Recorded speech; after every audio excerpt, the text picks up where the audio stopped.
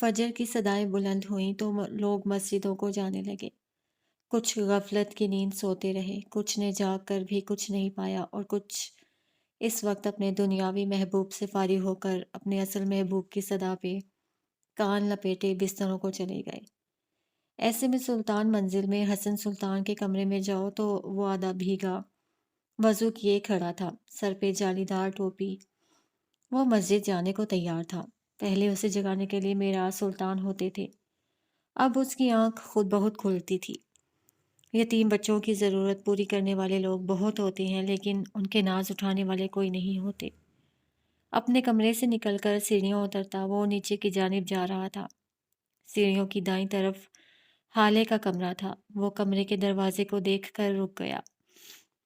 रियासियत से उस दरवाजे को देखा। जब कभी मेराज सुल्तान उसे नमाज के लिए उठाते थे, वो अपनी नींद पूरी ना होने का बदला हाले से लेता था।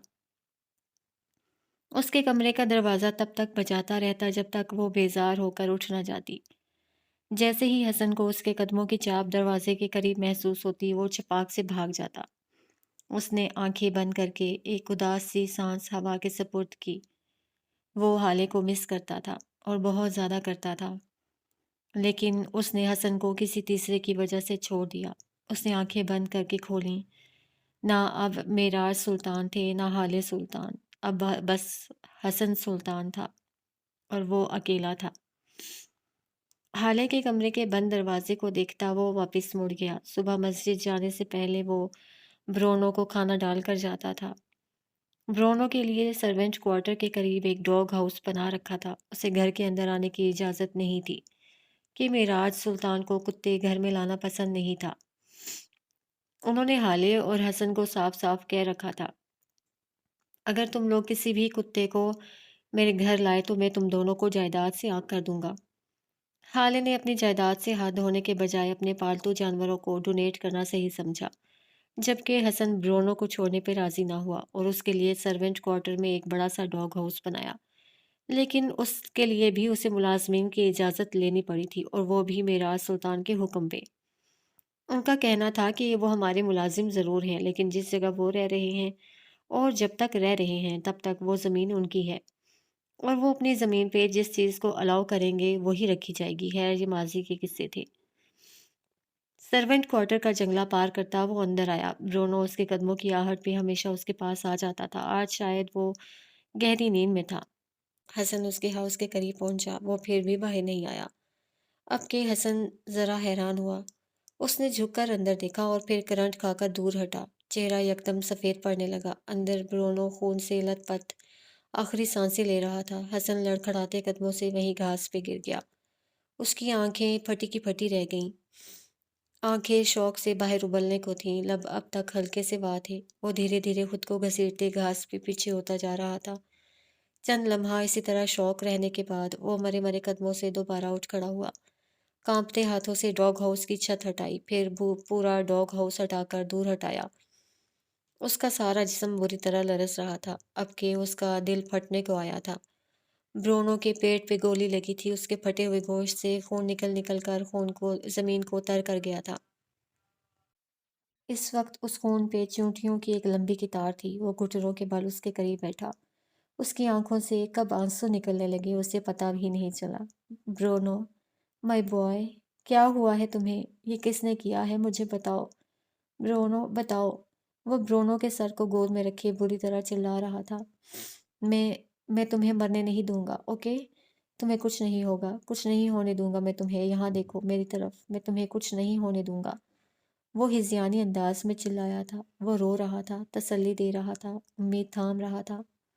ये किसने किया ब्रोनो?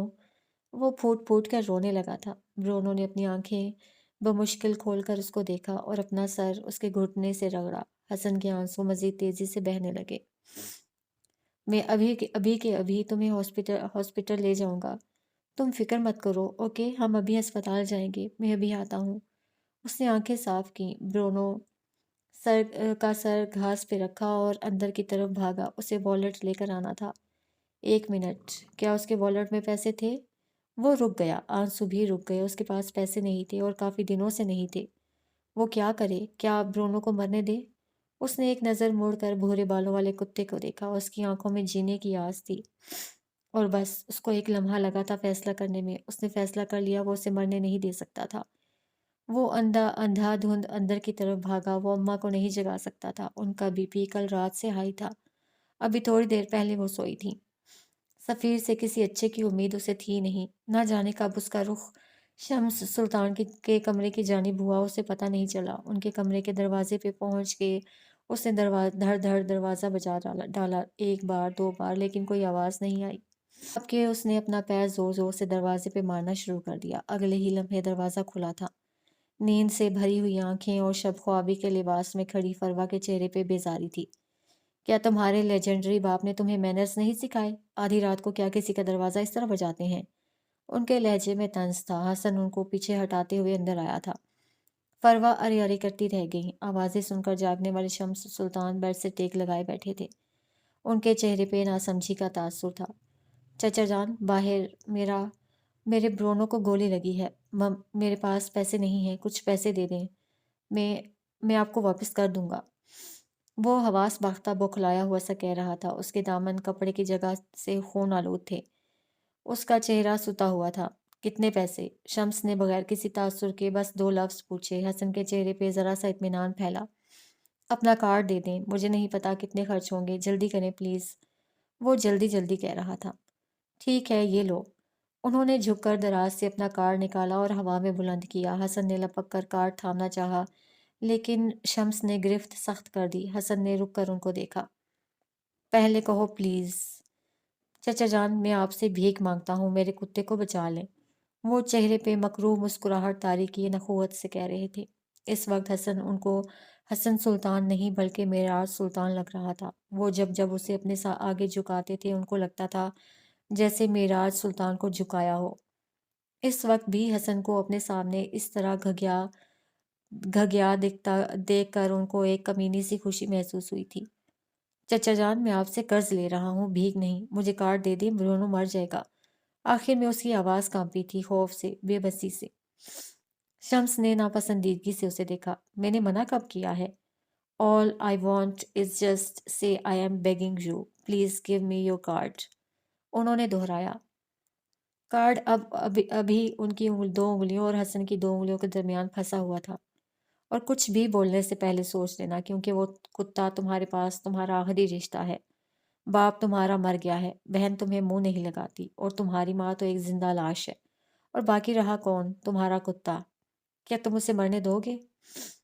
کیا حسن سلطان بس اپنی انا کی وجہ سے ایک معصوم انسان کی جان لے گا؟ آخر میں ان کے لہجے میں مصنوعی افسوس در آیا تھا۔ فروا بازو سینے پہ لپیٹے سارا نظارہ دیکھے گئی۔ کھیل دلچسپ ہوتا جا رہا تھا۔ حسن اسی طرح کھڑا رہا، ایک لمحہ، دو لمحہ، پھر اس نے بولنے کو لب کھولے۔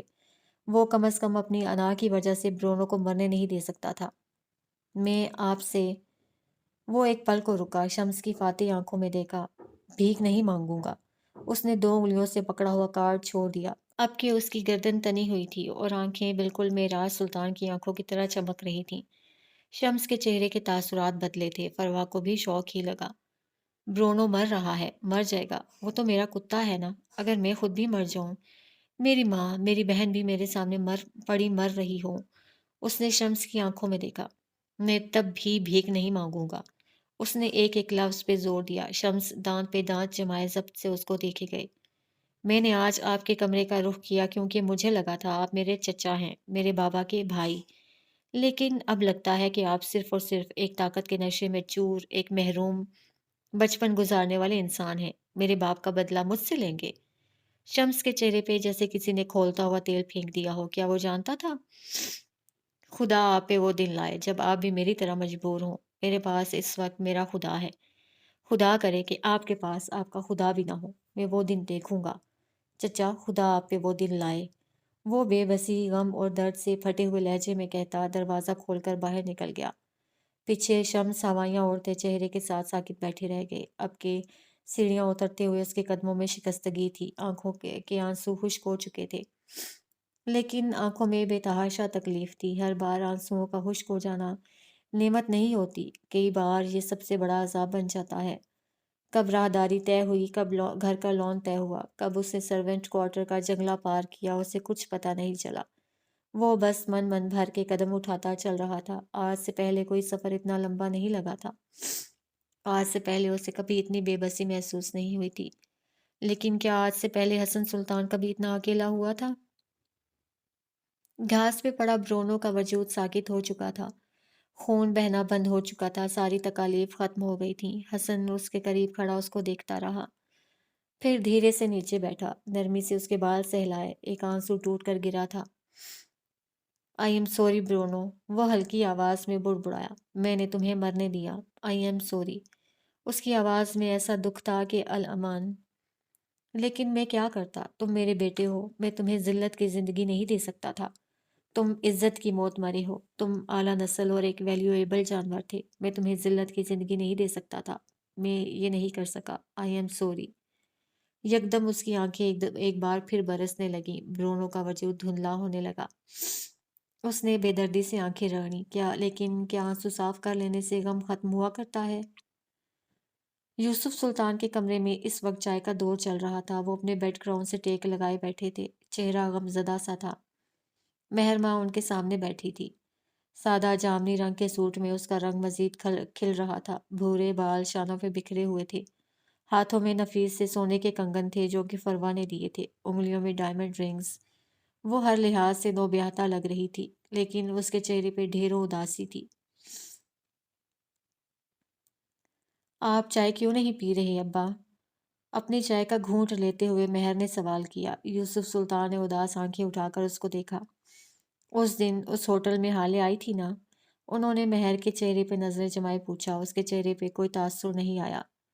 اچھا، مجھے تو نہیں دکھی، اس نے عام سے لہجے میں جواب دیا۔ مجھے اس کی موجودگی محسوس ہو جاتی ہے مہر، وہ وہاں تھی، مجھے اس کی خوشبو آئی تھی، اور تم جانتی ہو کہ وہ وہاں تھی۔ تم مجھے اس سے ملوا سکتی تھی، میں اسے دیکھ ہی لیتا۔ ان کے لہجے میں یاسیت تھی۔ مہر چند لمحہ ان کو دیکھتی رہی۔ آپ کو مجھ سے کبھی محبت نہیں ہوتی ابا؟ اس کے لہجے میں کچھ تھا، کچھ حسرت سی، کچھ دکھ سا۔ اگر تمہیں حالے جیسی محبت چاہیے تو نہیں، وہ محبت میں کسی سے نہیں کر سکتا۔ وہ میرے لیے نگین ہے، وہ میرے لیے معراج کی پہلی اولاد ہے، وہ میرے لیے میری حالے ہے۔ اصل سے سود پیارا ہوتا ہے مہر، مجھے معراج سے زیادہ محبت حالے سے ہے۔ تم اس کی جگہ کیوں آنا چاہتی ہو؟ تم ایک الگ انسان ہو، اپنا الگ مقام بناؤ۔ مہر ماں بس ایک گہری سانس لے کر رہ گئی۔ ہر کوئی اس سے کہتا تھا وہ اپنی جگہ بنائے، لیکن کیا پانی سے لبالب بھرے ہوئے گلاس میں دوسرا پانی ڈالا جا سکتا تھا؟ پانی بہہ جائے گا، فرش خراب ہو جائے گا۔ اسی طرح سلطان منزل کے مکین اور مہر کے عزیز لوگوں کے دلوں میں حالے کی محبت بھری ہوئی تھی۔ جس طرح اس گلاس میں ایک گھونٹ بھی مزید پانی کی گنجائش نہیں ہوتی، اسی طرح سفیر اور یوسف سلطان کے دل میں حالے کے علاوہ کسی مہر بہاج کی محبت کی گنجائش نہیں تھی۔ ان کے دل ایک ہی محبت سے بھرے ہوئے تھے۔ ان کے دل سیر تھے، اور سیر ہوئے دلوں میں کچھ بھی ڈالو گے تو قے کی صورت واپس نکلے گا۔ کیا تم حالے سے میری بات کروا سکتی ہو؟ وہ کافی دیر بعد بولے تھے۔ وہ آپ سے بات نہیں کرے گی ابا، وہ بہت ضدی ہے، مہر نے تکان سے جواب دیا۔ حالے ضدی نہیں ہے مہر، اس نے کبھی ضد کی ہی نہیں، وہ غیرت مند ہے، وہ نکالی ہوئی جگہ پہ دوبارہ نہیں آتی۔ غیرت مند باپ کی غیرت مند بیٹی، انہوں نے جیسے فخر سے کہا تھا۔ اس میں ایسا کیا ہے ابا؟ اس کے چہرے پہ تجسس تھا۔ آخر کچھ تو ایسا ہوگا جو مجھ میں نہیں ہے، اس کے پاس کچھ تو ایسا ہوگا جس سے وہ ہر ایک کے دلوں میں گھر کر لیتی ہے، اور وہ جس دل میں گھر کرتی ہے وہاں کسی اور کی جگہ ہی نہیں بچتی۔ اس کے پاس آخر کیا ہے ایسا؟ وہ بس جاننا چاہتی تھی۔ بخت، اس کے پاس بخت ہے۔ دل اللہ کا گھر ہوتا ہے، اس میں کون آئے گا کون جائے گا یہ وہی طے کرتا ہے۔ وہ کس انسان کو کس کے دل میں ڈالے گا اور کس انسان سے کس کے دل پہ حکومت کروائے گا یہ اس کے ہاتھ میں ہے، اور اس نے حالے کو حکومت کرنے بھیجا ہے مہر۔ کچھ لوگ ہوتے ہیں جو خاص ہوتے ہیں، جنہیں اللہ قائدانہ صلاحیتیں دے کر بھیجتا ہے، جن کی زبان جن کی باتوں میں تاثیر رکھتا ہے۔ حالے ان میں سے ایک ہے۔ مہر یک تک ان کو بولتے سنے گئی۔ اس کا مطلب یہ نہیں ہے کہ تم بیکار ہو یا اس کے دوسرے قریبی لوگ بیکار ہیں۔ ہر انسان بذات خود اسپیشل ہوتا ہے۔ ہر انسان کے اندر اپنا ایک ٹیلنٹ ہوتا ہے۔ अब तुम खुद को देखो, तुम एक वक्त पे कितने काम कर सकती हो, सिलाई, कुकिंग, खेल, क्या है जो तुम्हें नहीं आता? तुम हमेशा से फर्स्ट प्राइज लेती रही हो। और हाले वो तो टॉप 10 में भी नहीं आती थी। वो स्कूल में अपनी बातों की वजह से मशहूर थी और तुम अपनी ज़हानत की वजह से। ना वो आला है ना तुम कमतर। बस सबका टैलेंट मुख्तलिफ है। तुमने क्यों हाले को सर पे सवार कर लिया है? आखिर में उनका लहजा नरम था। महर को जरा ढारस हुई और उसके पास यूसुफ सुल्तान थे। चले मैं आपकी बात करवाती हूँ। वो तैयार हो गई। यूसुफ सुल्तान फौरन सीधे हो गए। चेहरे पे बच्चों जैसा इश्तियाक था और जरा जरा खौफ भी। वो मुझसे बात नहीं करेगी, तुम बस बोलना, मैं उसकी आवाज़ सुन लूंगा। उसने सर हिला दिया। मेहरमा ने कॉल मिलाई। बेल जा रही थी और फिर अगले लम्हे कॉल पिक कर ली गई। हेलो। उसकी नींद में बोझल आवाज़ सुनाई दी। उसकी आवाज़ सुनकर यूसुफ सुल्तान की जैसे रूह तक शांत हो गई। हेलो, कैसी हो तुम? ठीक हूँ, आप बताएं, इतनी सुबह सुबह? वो जमाई रोकने की कोशिश करती हुई उठ बैठी। क्यों, मैं सुबह सुबह कॉल नहीं कर सकती? आप सुबह सुबह ही तो कॉल करती हैं, ये आपका फेवरेट काम है, लोगों की नींदें हराम करना। उसने लहजे को हल्का फुल्का बनाना चाहा, लेकिन उसकी आवाज़ का खोखलापन यूसुफ सुल्तान को बखूबी महसूस हो रहा था। उमर कहाँ है?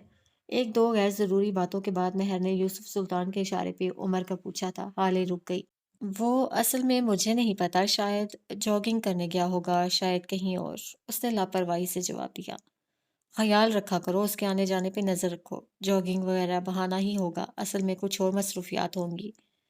वो ऐसा नहीं है। हाले बेख्तियार कह गई, फिर जैसे खुद पे हैरान हुई। मेरा मतलब है वक्त का पाबंद आदमी है, फजूल के शौक नहीं पालता। उसने बात संभाल ली। हाले, तुम एक बार यहाँ आ क्यों नहीं जाती? अम्मा, अब्बा, मैं, हम सब तुम्हें याद करते हैं। हमसे मिल ही लो आकर। आपके यूसुफ सुल्तान का सारा ध्यान मोबाइल से उभरती आवाज़ पे लग गया।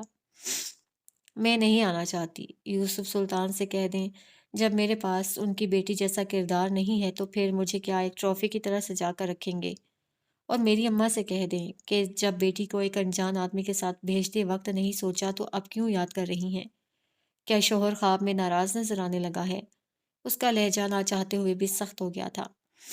यूसुफ सुल्तान की आंखों से दो मोटे मोटे आंसू निकले और उनके बूढ़े चेहरे पे फिसल गए। औलाद का दुख इंसान को आधा मार देता है, लेकिन औलाद की औलाद का दुख ना मारता है ना जिंदा छोड़ता है। बस बेरहम दुश्मन की तरह दिल को खंजर से चीरता रहता है। क्या वो उमर के साथ खुश है? उन्होंने महर से पूछने को कहा। अब कि उन्होंने ये बात पास रखे नोट पैड पे लिखकर पूछी थी। क्या तुम उमर के साथ खुश हो? महर ने यूसुफ सुल्तान को देखकर सवाल पूछा था। हाले एक पल को रुकी, फिर जैसे तमस्कुराना मुस्कुराई। ये बात दादा जान खुद क्यों नहीं पूछ लेते? उसने जैसे इन दोनों नफूस के सरों पे धमाका किया था। एक पल को तो महर माँ गूंग रह गई। दादा जान के चेहरे का रंग भी फक हो गया। तुम्हें कैसे पता? काफी देर बाद महर माँ खुद को नॉर्मल करती पूछ सकी।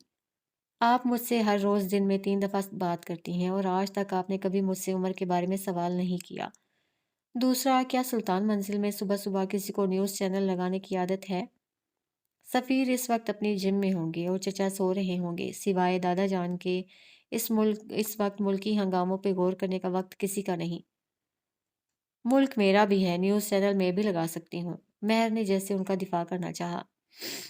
यूसुफ सुल्तान ने हाथ झुलाया जैसे कह रहे हों अब पर्दा डालना बेकार है। स्पीकर से एक बार फिर हाले की आवाज़ उभरी। मेरी बात अभी पूरी नहीं हुई। दादा जान से कहें, जब मुझे घर से निकाल दिया है तो बेला, हाले की बिल्ली जिसे वो ब्रोनो के खौफ से दादा जान के कमरे में रखती थी और अब उसे उनके कमरे की ही आदत हो गई थी, को भी निकाल दें। मुझे उसकी आवाज़ यहाँ तक आ रही है। नॉर्मल लहजे में बोलकर उसने बगैर कुछ सुने कॉल काट दी। जिस हाथ में मोबाइल पकड़ रखा था वो सुनसा हो गया था। उसने एक नज़र यूसुफ सुल्तान को देखा। ये वो शख्स था जो हाले की मौजूदगी नोट कर लेता था।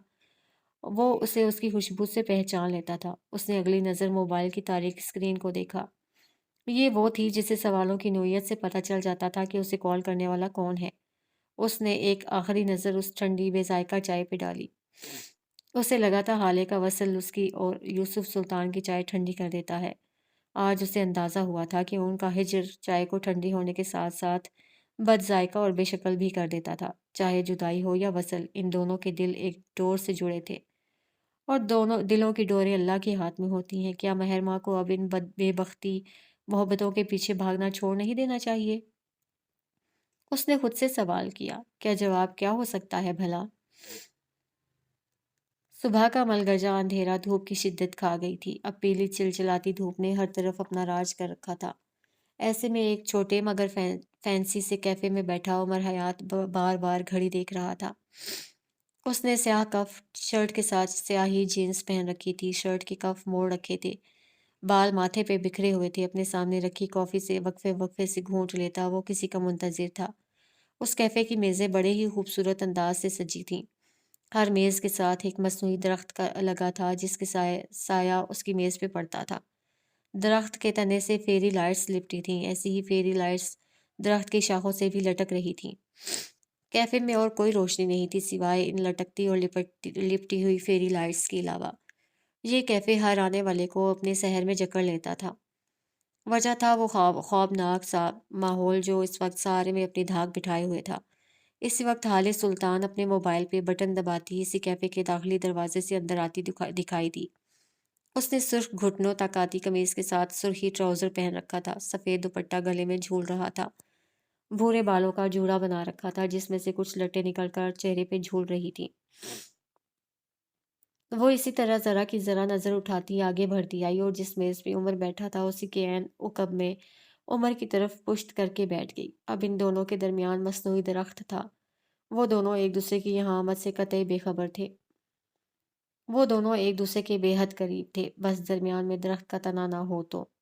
لیکن کیا درمیان میں صرف ایک درخت تھا؟ اسی پل عمر کو اپنے سامنے سے سفیر سلطان آتا دکھائی دیا۔ وہ دوسرے دروازے سے آیا تھا، حالانکہ اس کی جانب پشت تھی سو وہ نہیں دیکھ سکی۔ عمر نے گھڑی سے نظر ہٹا لی تھی جیسے انتظار تمام ہوا ہو۔ وہ کیمل کلر کے بغیر ٹائی والے سوٹ میں ملبوس تھا، پیروں میں چمکدار برانڈڈ بوٹ پہن رکھے تھے، بال جل سے پیچھے کو جما رکھے تھے، بھوری آنکھیں تھکی تھکی سی تھیں، ہلکی بڑی ہوئی شیو میں وہ بے حد بجی لگ رہا تھا۔ چھوٹے چھوٹے قدم لیتا وہ عمر کے سامنے آ کر رکا، پھر مسافے کے لیے ہاتھ بڑھایا جسے عمر نے تھام لیا۔ Have a set.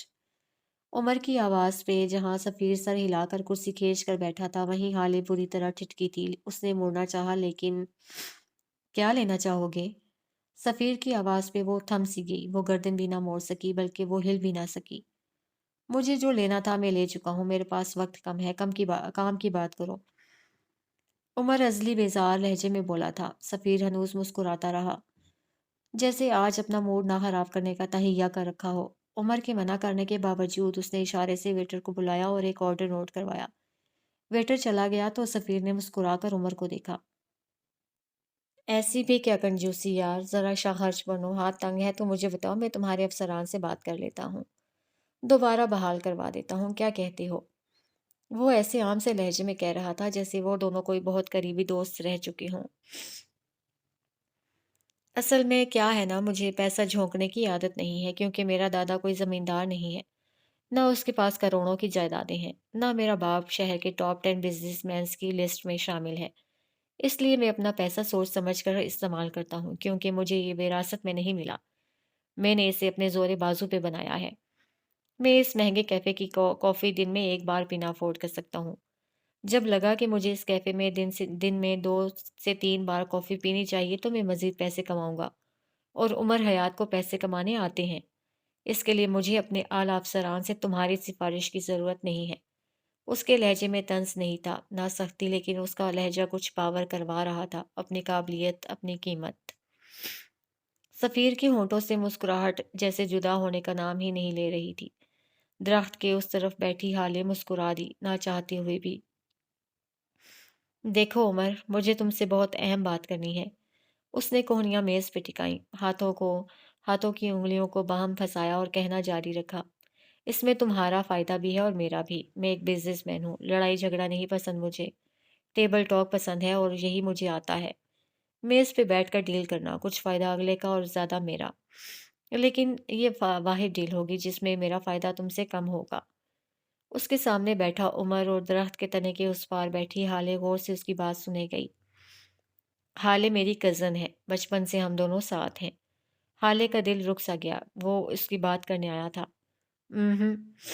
उमर ने उसको बीच में टोका। 2 दिन पहले तुम 31 साल के हुए हो, वो तुमसे तकरीबन 10 साल छोटी है। तुम दोनों का बचपन का साथ नहीं था, उसका बचपन हारून के साथ गुज़रा है। सफ़ीर ज़ब्त से उसे सुन रहा था। उमर ने एक माज़रती नज़र से उसे देखा। असल में पुलिस वाला हूँ ना, बातों की हेर-फेर पसंद नहीं। हमारे सामने कोई झूठ बोले तो बर्दाश्त नहीं होता, क्योंकि जिस काम में हम अच्छे होते हैं, इसमें किसी और की तारीफ़ हमसे बर्दाश्त नहीं होती। वो किस फ़ख्र से खुद को झूठा कह रहा था, सफ़ीर बल खाकर रह गया। देखो उमर, हम दोनों की बहुत अच्छी अंडरस्टैंडिंग रही है। हम बहुत अच्छे दोस्त रहे हैं। मैं उसको बहुत अच्छे तरीके से जानता हूँ। क्या तुम ऑफ़िशियल डील्स भी इतनी बड़ी तमहीद के बाद करते हो? मैं बोर हो गया हूँ, अब बोल भी चुको। उमर ने बेज़ारी से उसे टोक दिया। सफ़ीर खोल कर रह गया। जी में आया कि इस दराज़ कद मर्द की गर्दन तोड़ दे, लेकिन वो ज़ब्त किए बैठा रहा। वेटर आया, कॉफ़ी के 2 मग रखे और वापस मुड़ गया। सफ़ीर ने 1-2 लम्हा उसकी आंखों में देखा, कदरे आगे को हुआ। आवाज़ धीमी कर ली। तुम हाले को तलाक दे दो। उसने संजीदगी से मुद्दा सामने रखा। उमर के मानो पूरे जिस्म पे किसी ने तेज़ाब फेंक दिया हो। उसके जिस्म के सारे आसाब तन गए। कनपट्टी की रग बुरी तरह फड़कने लगी। यही हालत दरख्त के उस पार बैठी हाले की भी थी। उसका चेहरा सुर्ख हो गया था। गाल अहानत से दहकने लगे थे। दिल को जैसे धक्का सा लगा था। क्या वो इतनी बेमोल थी कि 2 मर्द उसे कॉफ़ी के दरमियान डिस्कस कर रहे थे? उसे ज़िंदगी में इससे पहले कभी इतनी बेइज़्ज़ती महसूस नहीं हुई थी। उमर जब कुछ न बोला तो सफ़ीर ने इज़ाफ़ा किया। देखो उमर, मैं तुम्हें एक ब्लाइंड चेक दूँगा। मैं तुम्हें अपनी कंपनी के आधे शेयर्स तक देने को तैयार हूँ। तुम्हारी नस्लें बैठ कर खाएँगी। उमर, सोचो, वो औरत, वो बाँझ है। हाले को लगा था जैसे किसी ने उसका दिल आरी से चीर दिया हो। उसकी आँखें बेख्तियार डुबडुबाईं। उमर बस उसे देखे गया। उसकी आँखों में खून उतरता जा रहा था। उसकी माँ को देख लो, शादी के 10 साल तक कोई औलाद नहीं हुई। उसके मामू के यहाँ 4 साल औलाद नहीं हुई। उनके ख़ानदान की आधी फैमिलीज़ ने बच्चे गोद ले रखे हैं, और अगर किसी के यहाँ औलाद होती भी है तो 10-12 साल बाद। तुम कितना इंतज़ार करोगे उमर? तुम्हारे आगे पीछे कोई नहीं है। तुम अपनी नस्ल ही ना बढ़ा सके तो क्या करोगे ऐसी औरत का? वो हल्की सी फिक्रमंदी से कह रहा था। हाले की आंखों से आंसू निकलकर टप टप मेज़ पे गिरते जा रहे थे। दिल की तकलीफ बढ़ती जा रही थी। कितने पैसे दे सकते हो तुम? उसकी बात पूरी होने पे उमर ने बस यही सवाल किया। सफ़ीर की भूरी आंखें चमक उठीं। जितने तुम मांगोगे, मेरे पास बहुत पैसा है। मैं अपने घर का सबसे अमीर मर्द हूँ। वो फ़ख्र से बता रहा था। अगर मैं उसे छोड़ दूँ तो क्या वो तुम्हारे साथ खुश रहेगी? हाले की आंखों में बेबसी भरा गुस्सा उभरा था। उसका जी चाहा था उठे और सफ़ीर का मुंह थप्पड़ों से लाल कर दे, लेकिन वो बैठी रही। एलीट क्लास की बिगड़ी हुई अमीरजादी को ग्रेसफुल रहना था। सफ़ीर की आंखों में सर्द सा तासुर आ गया। मैं उसे कभी माफ़ नहीं करूँगा। तुम्हें लगता है मैं उसे इसलिए पाना चाहता हूँ ताकि उसे माफ़ करके उसके साथ एक आइडियल ज़िंदगी गुज़ारूँ? उहुँ। वो आगे झुका, आवाज़ मज़ीद सर्द हो गई। मैं उसकी ज़िंदगी जहन्नुम बना दूँगा। मैं उसे पल-पल मरते देखना चाहता हूँ। मैं उसके साथ वो करूँगा कि अगली बार कोई भी लड़की किसी मर्द को धोखा देने का सोच भी ना सके। वो हमेशा शहज़ादी रही है। मैं उसे कनीज़ों से बदतर ज़िंदगी दूँगा। उसे खुद से नफ़रत हो जाएगी। वो मरना चाहेगी, लेकिन मैं उसे मौत नहीं दूँगा। वो ऐसी सफाकियत से कह रहा था किसी का भी दिल डूब जाए, लेकिन हाले इसी तरह बैठी रही, गर्दन सीधी और बहते हुए आंसू। उमर सारे वक्त में पहली बार मुस्कुराया। उमर ने बगैर कुछ कहे मेज पे रखे अपने मोबाइल की जानिब देखा, फिर सफ़ीर को देखा, जैसे कह रहा हो मैं एक कॉल कर लूँ। सफ़ीर ने गर्दन के खम से श्योर कहकर पीछे को टेक लगा ली। कॉफ़ी का मग उठाकर मुंह से लगाया। उमर नंबर डायल करके फ़ोन कान से लगा चुका था। हाले ना चाहते हुए भी उमर के जवाब की मुंतज़िर रही। कॉल मिल गई थी। उमर ने हेलो कहते हुए बात का आगाज़ किया। हाँ आदिल, यार एक बात पूछनी थी। आगे से कुछ कहा गया। हाँ यार, खैरियत है। बस ये पूछना था कि कुत्तों के पागल होने का मौसम आ गया है क्या? उसका लहजा कुछ जता रहा था। उसकी नज़रें सफ़ीर के चेहरे पे गड़ी हुई थीं। अच्छा, अभी नहीं शुरू हुआ। लेकिन मेरे सामने तो एक बुल डॉग बैठा है, कब से भौंके ही जा रहा है, भौंके ही जा रहा है। उसकी आवाज़ अब के ज़रा सख्त हुई थी। सफ़ीर के चेहरे का रंग बदला था। हाले ने दरख्त के तने से टेक लगा ली। गरम गरम आंसू गालों पे बहते जा रहे थे।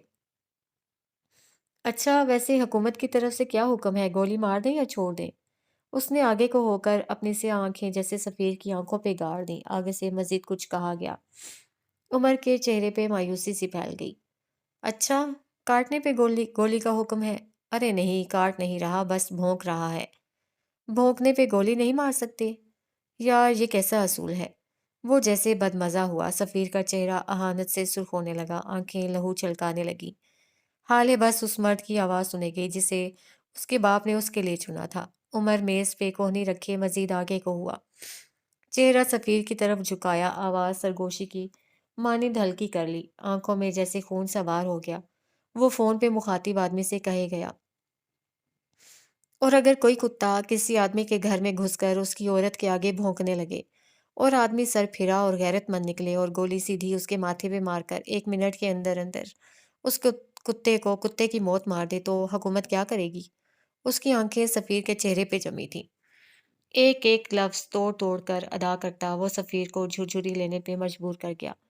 यकदम उमर सीधा हुआ, चेहरे की मुस्कुराहट लौट आई। अच्छा, बस 10,000 जुर्माना? अच्छा, मैं अभी 10,000 भेजता हूँ, तुम मेरी तरफ से जुर्माना भर दो। मैंने एक कुत्ते को कुत्ते की मौत मारना है। नहीं नहीं, अभी नहीं, उसके भौंकने पे मैंने उसे कुछ और सजा देनी है। जब काटेगा तब गोली मारूंगा। उसने बोलकर कॉल काट दी। हाले सीधी होकर बैठ गई, सफीर के कान तक सुर्ख हो गए थे। जिल्लत से चेहरा भट्टी की मानिंद सुलग रहा था, अब कि वो फिर से नॉर्मल हो गया था। तो तुम कह रही हो अगर मैंने इससे शादी बरकरार रखी तो मेरे यहाँ औलाद नहीं होगी, और अगर हुई भी तो यही कोई 10-12 साल बाद, है ना? सफ़ीर ने झट इस्बात में सर हिलाया। उमर आगे हुआ, उसकी खूबसूरत मुस्कुराहट एक तमस्कुराना मुस्कुराहट में बदल गई। हाले सांस रोके उसके बोलने की मुंतजिर रही। अगर जल्दी पैदा होने वाली औलादें तुम्हारी तरह बेवकार होती हैं तो मैं बे औलाद अच्छा हूँ। हाले ने बेख्तियार अपने दिल पे हाथ रखा। अगर अपनी बीवी, अपनी गैरत को तलाक देने पे तुम मुझे अपनी आधी कंपनी दे रहे हो, तो मैं तुम्हें ऐसी 3 कंपनीज खरीद कर दे दूंगा। तुम ऐसा करो, अपनी माँ को घर से निकाल दो, अपनी बीवी को तलाक देकर किसी सड़क पे छोड़ो।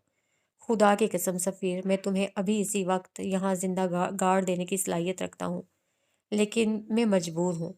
मैं मर्द हूँ और मुझे अच्छा लगता कि मेरा दुश्मन भी एक मर्द होता, ना कि अपने ख़ानदान की औरतों की इज्जत पे बात करने वाला एक नाम मर्द। उसके लहजे में दबी दबी घुर्राहट थी। हाले के आंसू यकदम थम गए। उमर में सफ़ीर ने कुछ कहना चाहा। मैंने तुमसे कहा था मेरी औरत से दूर रहो, लेकिन तुमने मेरी बात नहीं मानी। तुमने भरे बाजार में मेरी औरत के साथ बदतमीजी की। तुमने मेरी औरत की नाजेबा तस्वीर मुझे भेजी। तुमने आज यहाँ इतने लोगों के दरमियान मुझसे मेरी बीवी को तलाक देने की बात की। अब बताओ सफ़ीर, अब अपने लिए सज़ा मुंतखब करो, क्योंकि अब मैं तुम्हें खुले सांड की तरह नहीं छोड़ सकता।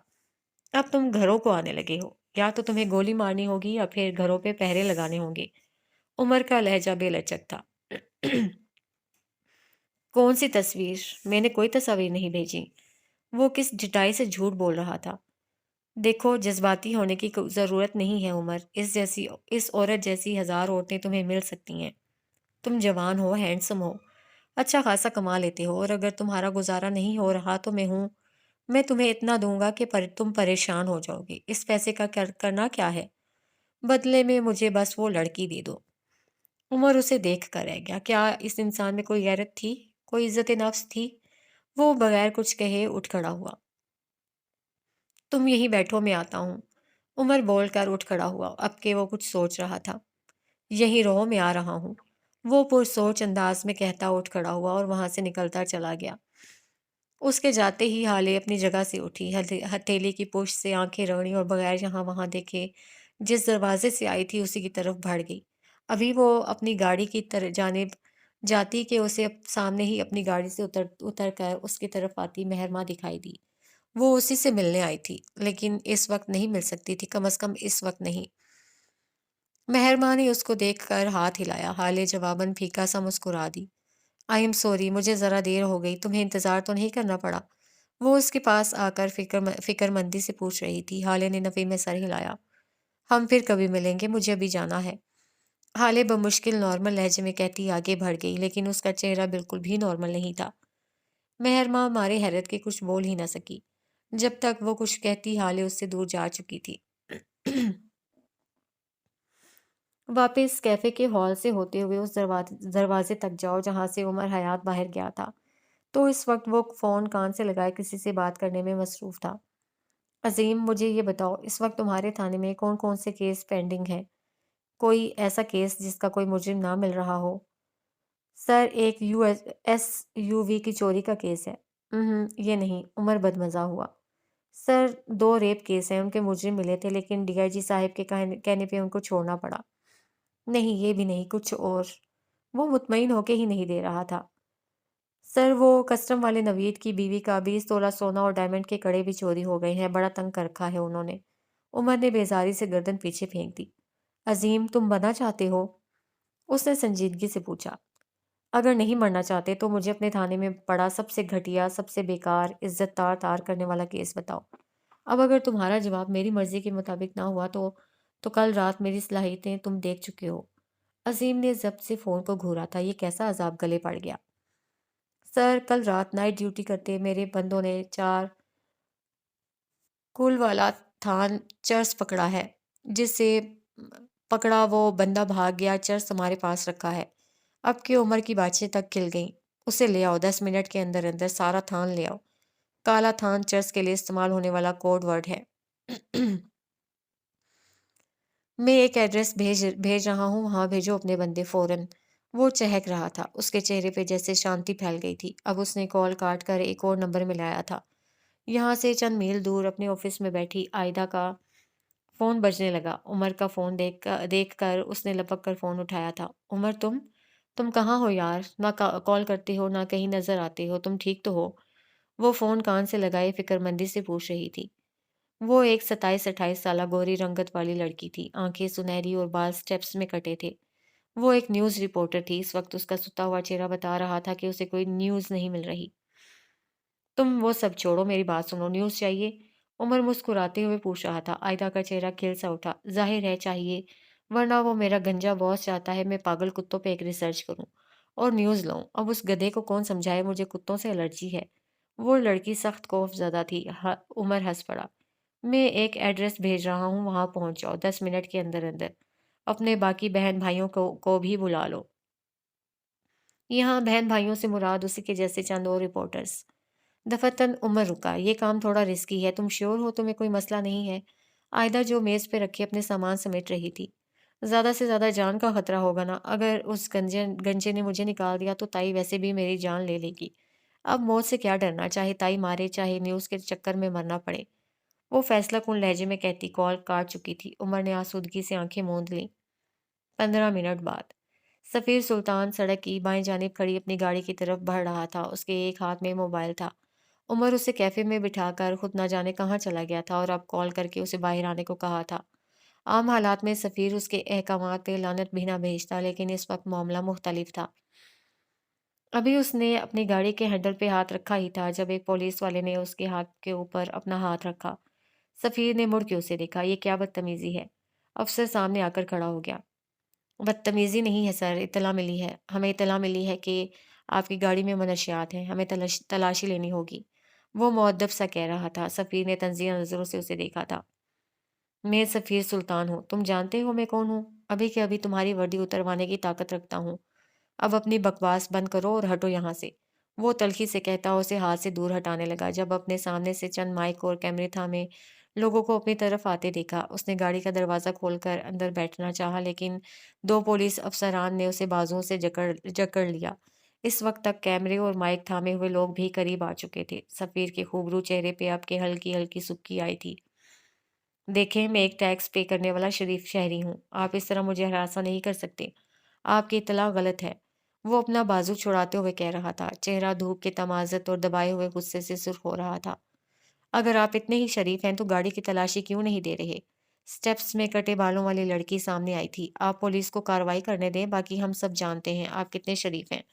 آپ کا خاندان اس وقت خبروں کی زینت بنا ہوا ہے۔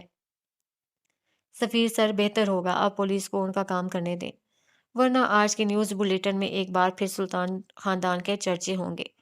سفیر نے قہر برساتی نظروں سے اس کو دیکھا، پھر جھٹکا دے کر اہلکاروں سے اپنا بازو چھڑوایا۔ شیور۔ دانت پہ دانت جما کر ضبط سے کہا اور پیچھے ہٹ گیا۔ اب 2 اہلکار اس کی گاڑی کے اندر گھس گئے۔ اپنے مٹیالے جوتوں سمیت۔ سفیر بس دیکھ کر رہ گیا۔ سر یہ دیکھیں ہمیں کیا ملا ہے۔ ایک اہلکار کی آواز پہ سفیر سمیت باقی سب بھی چونک اٹھے۔ اس نے ہاتھ میں ایک خاکی تھیلا اٹھا رکھا تھا جسے وہ لہرا لہرا کر کیمرے کے آگے دکھا رہا تھا۔ آس پاس لوگ جمع ہونے لگے تھے۔ مجھے دکھاؤ اس میں کیا ہے؟ ان اہلکاروں میں اعلیٰ عہدیدار بول اٹھا۔ سفیر ساکت کھڑا رہا۔ وہ جانتا تھا اسے ٹریپ کیا جا رہا ہے اور وہ ٹریپ ہو چکا ہے۔ یہ چرس ہے، وہی افسر بول اٹھا۔ سفیر اب بھی کچھ نہیں بولا، اسے بس ذلت نظر آ رہی تھی۔ اسے بس کمپنی کے شیئرز گرتے ہوئے نظر آ رہے تھے۔ اسے بس اپنے باپ کی طرف سے ملنے والی پھٹکار نظر آ رہی تھی۔ اسے اپنی سوسائٹی کی معنی خیز نظریں نظر آ رہی تھیں۔ اسے اپنے آگے مائک پکڑے بولتے ہوئے لوگوں کی آواز نہیں آ رہی تھی۔ اس کے کانوں میں لوگوں کے معنی خیز فکرے گونج رہے تھے۔ اس کے کان متوقع ذلت نے بند کر دیے تھے۔ پولیس والے اس سے کچھ پوچھ رہے تھے لیکن وہ نہیں سن رہا تھا۔ کیمرے، مائک، جلتے بجھتے فلیش، اور پھر ان سب کے درمیان سفیر کے ہاتھوں کو کچھ محسوس ہوا۔ اس کے ہاتھوں پہ ہتھ کڑی لگائی جا رہی تھی۔ سفیر سلطان، ہم آپ کو منشیات کی غیر قانونی۔ افسر اس سے کچھ کہہ رہا تھا۔ رپورٹرز کچھ پوچھ رہے تھے لیکن وہ بس متوحش نظروں سے اپنے ہاتھ پہ لگی ہتھ کڑی کو دیکھنے لگا۔ اس کے ہاتھ کانپ رہے تھے۔ سفیر سلطان، کیا آپ اس بارے میں کچھ کہنا چاہیں گے؟ آخر کو آپ نے ایسا قدم کیوں اٹھایا؟ آخر آپ ان کاموں میں کیسے ملوث ہوئے؟ آپ کب سے یہ کام کر رہے ہیں؟ سفیر سلطان جواب دیں۔ سفیر سلطان جواب دیں۔ مائک پکڑے لوگ اس سے کچھ کہہ رہے تھے۔ میں نے یہ نہیں کیا، میں نے کچھ نہیں کیا۔ اس کے لب ہلکے سے پھڑپڑائے۔ کیا آپ کا یہ کاروبار صرف کراچی تک محدود ہے یا پھر ملک کے دوسرے شہر بھی آپ جیسے عمرہ کی ایسی حرکتوں کی زد میں ہیں؟ تم لوگ مجھے اس طرح گرفتار نہیں کر سکتے، میں نے کچھ نہیں کیا۔ اب کہ وہ ذرا بلند آواز میں بولا۔ سفیر سلطان، کیا آپ کے والد بھی آپ کے اس کام میں شامل ہیں؟ سفیر سلطان، کیا آپ کو فریم کیا جا رہا ہے؟ میں تم سب پہ تک عزت کا دعویٰ کروں گا۔ میں ایک عزت دار شہری ہوں، تم لوگ مجھے اس طرح نہیں لے کر جا سکتے۔ میں نے کہا نا، میں نے یہ نہیں کیا۔ وہ اب زور زور سے چلا رہا تھا۔ پولیس اسے اپنی گاڑی کی طرف لے کر جا رہی تھی۔ میں ایک ایک کو دیکھ لوں گا، میں نے یہ نہیں کیا۔ کیا تم لوگ پاگل ہو گئے ہو؟ سفیر سلطان ہوں میں سفیر سلطان ہوں، میں اپنی گاڑی میں چرس رکھوں گا؟ وہ سرخ چہرے کے ساتھ گھرا رہا تھا۔ ہاتھ کھولو میرے، تم لوگ میرے ساتھ یہ نہیں کر سکتے، میں نے نہیں کیا یہ۔ چھوڑو مجھے، ہاتھ کھولو میرے، میں تم سب کو دیکھ لوں گا۔ وہ پولیس اہلکاروں کی میت میں گھسٹتا ہوا جا رہا تھا، ساتھ ساتھ بلند آواز میں چلا رہا تھا۔ کیمرے دھڑا دھڑ اس کی تصاویر اور ویڈیو اتار رہے تھے۔ اس کا چہرہ اہانت سے بھر گیا تھا۔ ایک اہلکار نے اس کو زبردستی پولیس موبائل میں بٹھا دیا۔ وہ اب بھی چلا رہا تھا، گھرا رہا تھا، بے یقینی سے اپنی صفائی دے رہا تھا، دھمکا رہا تھا۔ مجھے نہیں لے کر جا سکتے تم، میں سفیر سلطان ہوں، ہاتھ کھولو میرے۔ تم لوگوں نے مجھے فریم کیا ہے، میں سفیر سلطان ہوں، ہاتھ کھولو میرے۔ تصویریں لینا بند کرو تم، دفع ہو جاؤ، جاؤ۔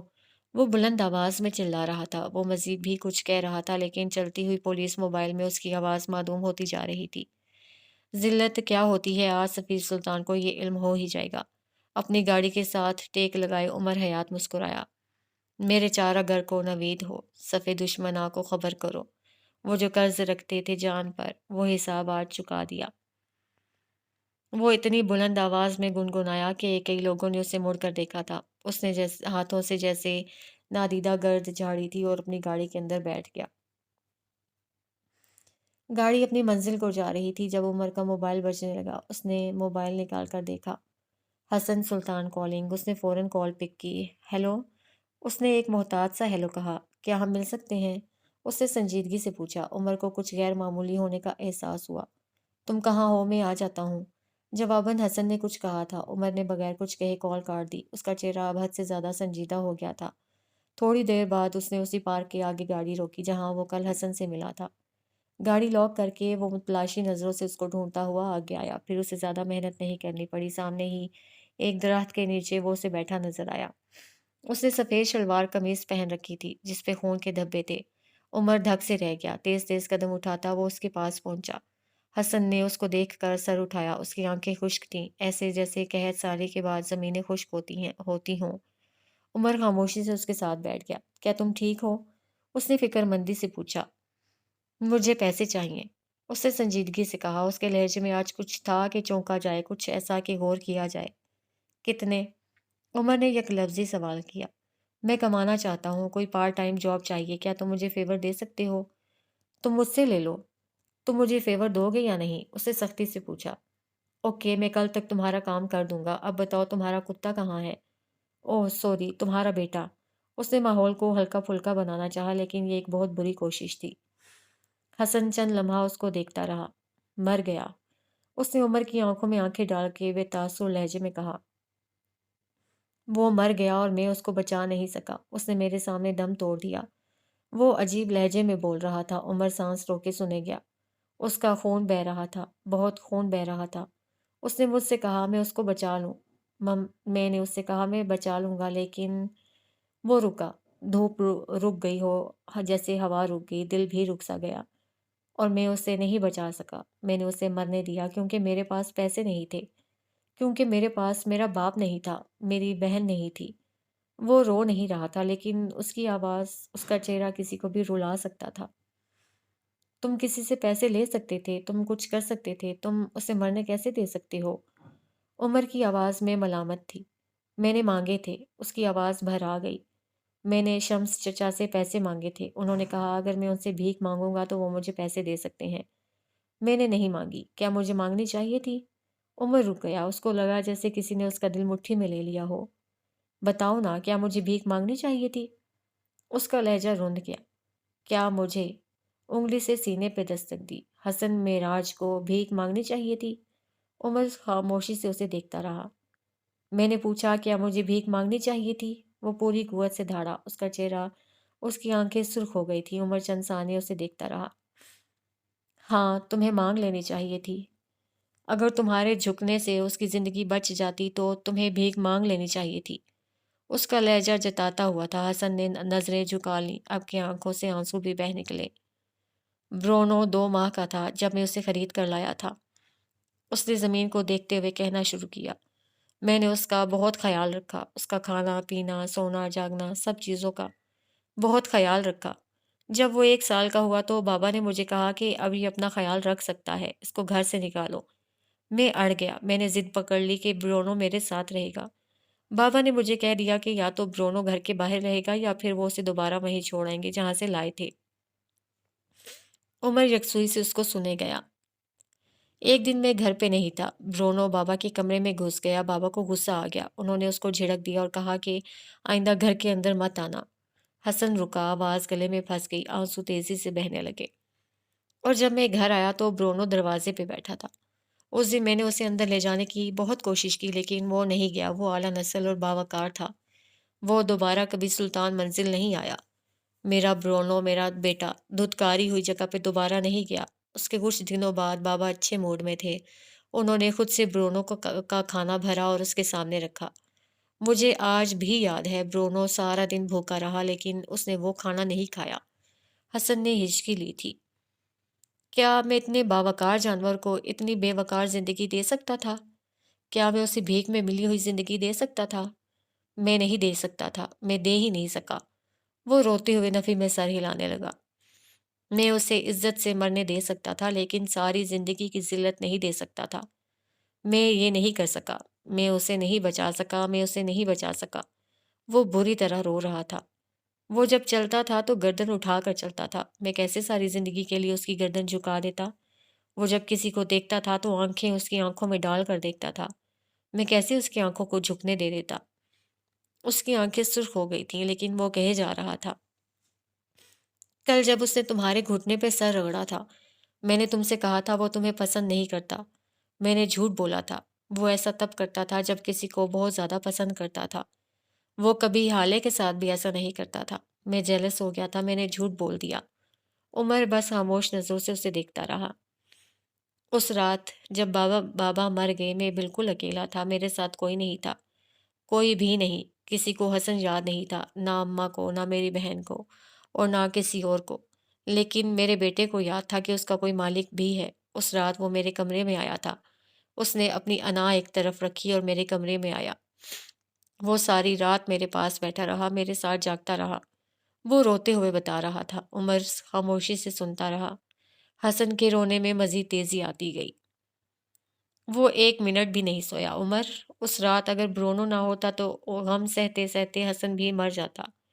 میں اسے گلے لگا کر سو گیا تھا۔ صبح جب ہوئی اور میں نے اسے کھانا دیا، اس نے نہیں کھایا، اس نے ایک نوالا بھی نہیں کھایا۔ وہ میرے لیے آیا تھا، لیکن وہ اپنی عزت کرتا تھا۔ میں اس عزت دار جانور کو کیسے بے عزت کر سکتا تھا؟ میں ایسا کیسے کر سکتا تھا؟ وہ پھوٹ پھوٹ کر رو رہا تھا۔ اس نے ایک بار بھی اس کو چپ نہیں کروایا۔ کافی دیر تک روتے روتے وہ خود بھی تھک گیا تھا۔ اب وہ سیدھا ہوا، اپنی آنکھیں صاف کی۔ کافی دیر تک دونوں کے درمیان خاموشی رہی۔ اسے کس نے مارا؟ عمر نے سارے وقت میں ایک ہی سوال کیا تھا۔ حسن کی آنکھوں میں تنفر بھر گیا۔ سفیر سلطان، ہمارے گھر میں گنز بس سفیر کے پاس ہیں۔ وہ گنز کا شوقین ہے۔ کل رات جب تم مجھے گھر چھوڑ کر گئے تھے، تب اس نے مجھ سے پوچھا تھا میں کہاں گیا ہوں۔ میں نے جھوٹ بول دیا کہ میں برونو کو واک پہ لے گیا تھا۔ اس نے مجھے تمہارے ساتھ جاتے دیکھا تھا۔ وہ مجھ سے لڑا تھا۔ اس نے کہا تھا کہ اب نہ برونو ہوگا نہ تم اس کی واک کے بہانے اس سے ملنے جاؤ گے۔ حسن نے تفصیلی جواب دیا۔ عمر اٹھ کھڑا ہوا۔ حسن نے آنکھیں اٹھا کر اس کو دیکھا۔ ان آنکھوں میں واضح خوف تھا، اکیلا رہ جانے کا خوف۔ لیکن کیا عمر اسے چھوڑ کر جا سکتا تھا؟ آؤ تمہیں ایک جگہ لے چلو۔ اس نے حسن کے آگے اپنی ہتھیلی پھیلا دی۔ حسن نم آنکھوں سے اسے دیکھتا رہا، پھر اٹھ کھڑا ہوا۔ میں تھانے نہیں جاؤں گا، اس نے اٹھتے ہوئے کہا، البتہ عمر کا ہاتھ نہیں تھاما۔ کیوں؟ کیا تم نے 8 قتل کرنے والے لوگ نہیں دیکھ رکھے؟ کیا تم نے ڈاکو، چور اور ہر قسم کے مجرم نہیں دیکھ رکھے؟ تم نے تو فیئر ٹیلز کی بجائے مجرموں کی داستانیں سن رکھی ہیں، نہیں؟ وہ طنز سے باز نہیں آیا۔ حسن بغیر کچھ کہے اس کے سامنے سے نکل کر آگے بڑھ گیا۔ عمر بڑبڑاتے ہوئے اس کے پیچھے گیا تھا۔ تھانے کی کوٹڑی کیسی ہوتی ہے، آج سفیر کو اچھی طرح اندازہ ہو رہا تھا۔ وہ ملکی غیر ملکی بزنس مینز کے ساتھ ملتا رہتا تھا۔ اس کا اٹھنا بیٹھنا، ان کے جسم سے اٹھتی خوشبوئیں، ان کا بولنا اسے آج بری طرح یاد آ رہا تھا۔ جس سیل میں اسے بند کیا گیا تھا وہاں 3 اور لوگ بند تھے۔ ان کے جسم سے بدبو کے بھبکے اٹھ رہے تھے۔ وہ جب بات کرتے تھے تو ان کے منہ سے گالیاں نکلتی تھیں۔ سفیر نے جتنی گالیاں آج ان کے منہ سے سنی تھیں وہ اس نے پوری زندگی میں کبھی نہیں سنی تھیں۔ اس کے برینڈڈ جل سے جمے بال پسینے سے اس کے ماتھے پہ چپک گئے تھے۔ 1.5 لاکھ کا سوٹ اس وقت اس کے لیے سفید ہاتھی ثابت ہو رہا تھا۔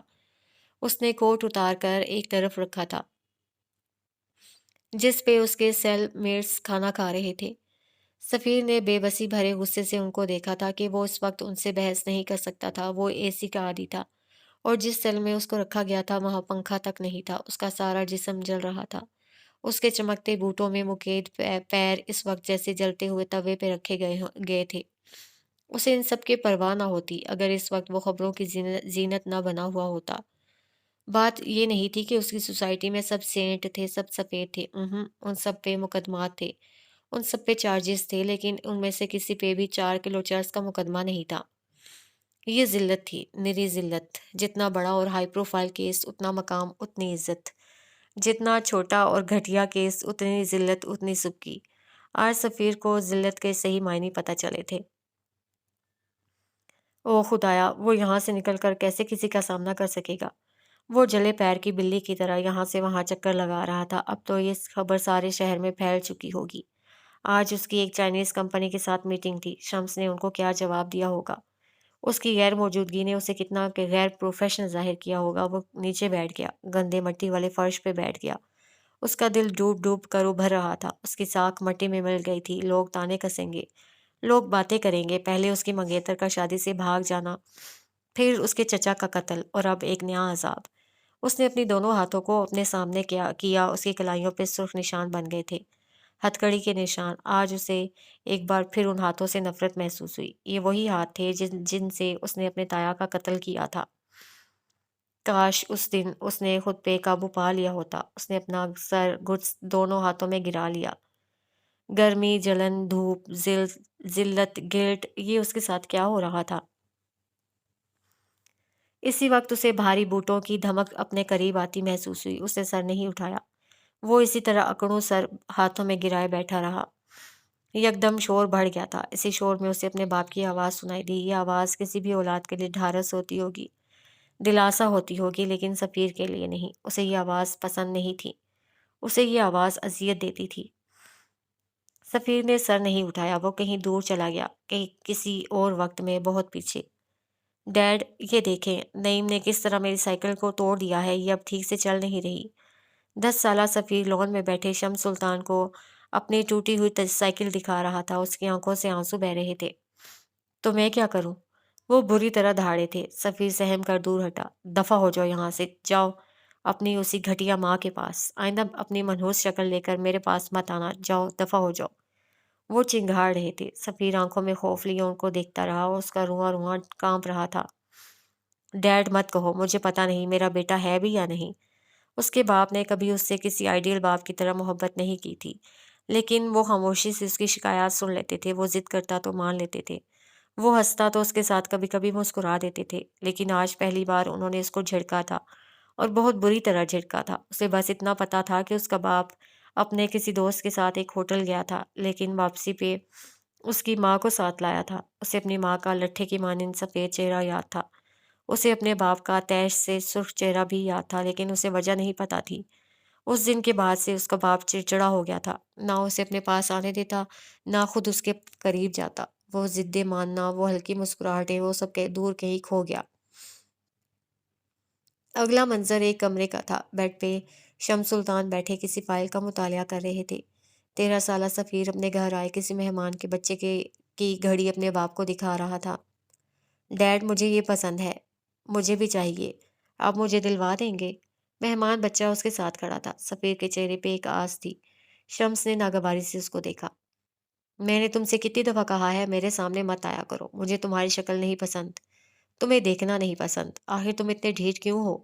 وہ دبا دبا سا گھور رہے تھے۔ سفیر کو بے اختیار اس مہمان بچے کے سامنے سبکی کا احساس ہوا۔ بالکل اپنی ماں پر گیا ہے، گھٹیا ماں کی گھٹیا اولاد۔ انہوں نے ایسی حقارت سے کہا کہ سفیر کا دل ڈوب گیا۔ منظر ایک بار پھر بدلا تھا۔ لاؤنج کے صوفے پہ بیٹھے شمس سلطان چہرے کے آگے اخبار پھیلائے بیٹھے تھے۔ 16 سالہ سفیر جھجکتا ہوا اندر آیا۔ کافی دیر تک وہ ان کے قریب کھڑا سوچتا رہا کہ بات کہاں سے شروع کرے۔ اب وہ اپنے باپ کے سامنے بہت کم جاتا تھا، اسے جانے کی ضرورت بھی نہیں پڑتی تھی۔ اس کے ہر کام کے لیے اس کے بڑے پپا تھے، لیکن جو کمی باپ پوری کر سکتا ہے وہ کوئی چچا یا ماموں نہیں کر سکتا۔ کچھ بولو گے یا پھر اسی طرح میرے سر پہ سوار رہو گے؟ انہوں نے اخبار سے نظریں ہٹائے بغیر پوچھا۔ وہ اب اس پہ چلاتے نہیں تھے، نہ غصہ کرتے تھے، وہ بس اب اس سے لا تعلق رہتے تھے، اس کی موجودگی سے بے خبر، اس کے معمولات سے بے نیاز۔ سفیر کو بھی یہ بے رخی زیادہ کھلتی تھی۔ وہ اسے ڈانٹتے تھے، غصہ کرتے تھے، لیکن کم از کم بات تو کرتے تھے۔ ان کی یہ لا تعلقی سفیر کا دل بری طرح زخمی کرتی تھی۔ مجھے آپ سے ایک بات کرنی ہے، بالآخر اس نے کہہ ڈالا۔ دل زور سے دھڑکا تھا۔ بولو۔ وہی بے تاثر جذبات سے آری لہجہ، چہرے پہ ویسی ہی سختی اور کرختگی۔ میں نے کالج میں ٹاپ کیا ہے، وہ ان کے پاس بیٹھتے ہوئے بولا، چہرے پہ ایک آس سی تھی پھیلی کہ شاید وہ اس کی کوئی تعریف کر دیں۔ جانتا ہوں کوئی تیر نہیں مارا تم نے، ہمارے خاندان کا ہر بچہ ہی ایکسٹرا آرڈینری ہے، ٹو دی پوائنٹ بات کرو۔ آخر میں ان کا لہجہ بیزار ہو گیا۔ سفیر کی آنکھوں میں ایک زخمی سا تاثر ابھرا، لیکن وہ سلطان تھا، اسے بھرم رکھنا آتا تھا۔ کل ہمارے کالج میں پرائز ڈسٹریبیوشن ہے، سب کے پیرنٹس آ رہے ہیں، ممی نہیں چل سکتی، انہیں کسی پارٹی میں جانا ہے، آپ چلیں گے ساتھ؟ اس نے دھڑکتے دل کے ساتھ پوچھا تھا۔ میں مصروف ہوں، انہوں نے بغیر نظریں اٹھائے ٹکا سا جواب دیا۔ سفیر کے دل کو دھکا سا لگا، لیکن اس نے ہمت نہ ہاری۔ لیکن کل تو سنڈے ہے ڈیڈ، میں نے آپ کے سیکرٹری سے آپ کا شیڈیول معلوم کیا ہے، آپ کل فری ہیں۔ وہ نرم لہجے میں مؤدب سا کہہ رہا تھا۔ تو اب تم میری جاسوسی کرو گے؟ ان کا لہجہ پہلے سے سخت ہو گیا، آنکھوں میں عجیب سرد مہری دوڑ گئی۔ میری جاسوسی کرنے سے بہتر ہے اپنی ماں پہ نظر رکھو، اور اگر اتنا ہی شوق ہے کسی کو ساتھ لے کر جانے کا تو بھائی جان کو لے جاؤ۔ لیکن میرے باپ آپ ہیں، آخر آپ کہیں کہیں میرے ساتھ کیوں نہیں جاتے؟ وہ بے بسی سے پوچھ رہا تھا۔ وہ اپنے باپ کی بے رخی سہتے سہتے تھک گیا تھا۔ شمس ذرا سا آگے کو ہوئے، اس کی آنکھوں میں دیکھا۔ اس وقت ان کی آنکھوں میں کوئی جذبہ نہیں تھا، یہ آنکھیں سرد تھیں، برفیلی سرد۔ ان کا چہرہ اس وقت سفیر کو اجنبی لگا۔ جاننا چاہتے ہو میں تمہارے ساتھ کیوں نہیں جانا چاہتا؟ کیوں مجھے تمہاری شکل تک دیکھنا پسند نہیں؟ کیوں میں تمہیں اپنے ارد گرد برداشت نہیں کر پاتا؟ سفیر کا سر خود بخود اس بات میں ہلا تھا۔ کیونکہ میں تم سے اور تمہاری ماں سے سخت نفرت کرتا ہوں۔ سفیر کے دل پہ جیسے کسی نے چھری پھیر دی ہو۔ میں تمہارے ساتھ کسی تقریب میں اس لیے نہیں جاتا کہ اگر وہاں کوئی تمہارے نام کے ساتھ میرا نام جوڑے گا تو مجھے خود سے گھن آئے گی۔ میں نہیں چاہتا کہ تم میرے بیٹے ہو اور میں تمہارے باپ کی حیثیت سے جانا جاؤں۔ دل میں گھونپی چھری جیسے کسی نے نکال کر ایک بار پھر پوری قوت سے اندر گھسیڑ دی تھی۔ اپنی شکل دیکھو سفیر، دیکھو خود کو، اپنی آنکھیں، اپنا ناک، اپنا چہرہ دیکھو، کیا ہے تمہارے پاس میرے جیسا؟ کیا ہے جس سے تم ثابت کر سکو کہ تم میرے بیٹے ہو؟ ان کا لہجہ ٹھنڈا تھا، برف جیسا ٹھنڈا۔ میں آپ کا بیٹا ہوں ڈیڈ۔ اس کے لب ہلکے سے پھڑپھڑائے تھے۔ جس دن ثابت کر دو تم میرے بیٹے ہو اس دن آ جانا، میں تمہیں قبول کر لوں گا۔ اب اپنی شکل گم کرو۔ انہوں نے نخوت سے کہہ کر منہ پھیر لیا تھا۔ سفیر شل سا بیٹھا رہ گیا۔ کیا نیا گول کھلایا ہے تم نے؟ اپنے باپ کے ایک رخت آواز پہ وہ حال میں واپس آیا تھا۔ اس نے تھکی تھکی نظریں اٹھا کر ان کو دیکھا۔ وہ آج بھی ویسے ہی تھے، اجنبی، بے رحم۔ لیکن یہ 16 سالہ سفیر نہیں تھا، یہ 31 سالہ مرد تھا۔ آج اسے کسی پرائز ڈسٹریبیوشن میں اپنے باپ کو لے کر جانے کی ضرورت نہیں تھی۔ آج وہ اکیلا بیرون ملک سفر کرتا تھا، ایوارڈز لیتا تھا، سراہا جاتا تھا۔ آج وہ اپنے باپ کی سخت باتوں سے اپنا دل زخمی نہیں کرتا۔ آج وہ ان باتوں کو دل کی قبر میں دفن کر کے اپنے پیروں پہ اٹھ کھڑا ہوتا تھا، جس طرح ابھی کھڑا تھا۔ وہ تھوڑی دیر پہلے والا سفیر نہیں تھا، مایوس، تھکن زدہ، مستقبل کے خوف سے مایوس۔ اس کے کندھے اٹھے ہوئے تھے، گردن میں جیسے سریا آ گیا ہو، اور چہرہ اتنا ہی بے تاثر جیسے کہ اس کے باپ کا۔ میں نے وہی گل کھلائے ہیں جو آپ نے 18 سال کی عمر میں کھلائے تھے۔ 3 بار تھانے جا چکے ہیں آپ، یہ جگہ کوئی نئی تو نہیں ہوگی۔ اس کے لہجے میں ویسا ہی زہر تھا جیسا کچھ سال قبل اس کے باپ کے لہجے میں ہوا کرتا تھا۔ کون کہتا تھا وہ ان کا بیٹا نہیں ہے؟ بکو مت، تمہیں اندازہ بھی ہے کمپنی کی ساکھ کتنی بری طرح متاثر ہوگی؟ اندازہ ہے ہمارے شیئرز کتنے گر جائیں گے؟ اور اندازہ ہے کہ کس طرح سر اٹھا کر چلو گے، لوگ لعنت بھیجیں گے تم پہ۔ وہ دبا دبا غرا رہے تھے۔ سفیر استہزائیہ مسکرایا۔ کمپنی کی ساکھ کس نے بنائی؟ میں نے۔ اس نے انگلی سے سینے پہ دستک دی، آنکھوں میں ایک بار پھر فاتح ہونے کا غرور آ گیا۔ کمپنی کے شیئرز کس کی وجہ سے بکتے ہیں؟ میری وجہ سے۔ کمپنی کے ساتھ ڈیلز کیوں کی جاتی ہیں؟ میری قابلیت کی وجہ سے۔ وہ سرخ آنکھیں لیے ان کے کان کے قریب گھرا رہا تھا۔ کمپنی میں لوگ انویسٹمنٹ کیوں کرتے ہیں؟ میری وجہ سے۔ سو آپ شمس سلطان، آپ کمپنی کی فکر چھوڑ دیں، اس لیے کہ اس کے لیے سفیر سلطان موجود ہے، اور جو ذلت آئے گی وہ میرے حصے میں ہوگی۔ جس طرح آج تک میری کامیابیوں پہ میرا حق تھا، صرف میرا۔ آپ کو تب میرا ڈیڈ کہلوانا پسند نہیں تھا، آج مجھے آپ کو اپنا باپ کہلوانا پسند نہیں ہے۔ آخری بات اس نے کس دل سے کہی تھی وہی جانتا تھا، کہتے ہوئے دل 1000 بار ٹوٹا تھا، لیکن وہ سلطان تھا، اسے بھرم رکھنے آتے تھے۔ شمس چند لمحہ اسے جانچتی نظروں سے دیکھتے رہے۔ وہ اب کوئی 16 سالہ بچہ نہیں تھا، اب وہ ان کے قد کو آنے لگا تھا۔ اگر ایسا ہی ہے تو میں کیوں کروں تمہاری مدد؟ تم خود کیوں نہیں آ جاتے باہر؟ میں تمہارا باپ تو نہیں ہوں نا؟ سفیر مسکرایا، سرد مسکراہٹ۔ آپ میری مدد اس لیے کریں گے کیونکہ میں یوسف سلطان کا پوتا ہوں، ان کی جان، ان کا محبوب پوتا۔ اگر آپ مجھے ابھی اسی وقت یہاں چھوڑ کر جائیں گے تو شام تک میں نکل ہی آؤں گا، لیکن میں آپ کو آپ کا مستقبل بتا دوں۔ وہ ان کی آنکھوں میں دیکھتا سنجیدگی سے کہہ رہا تھا۔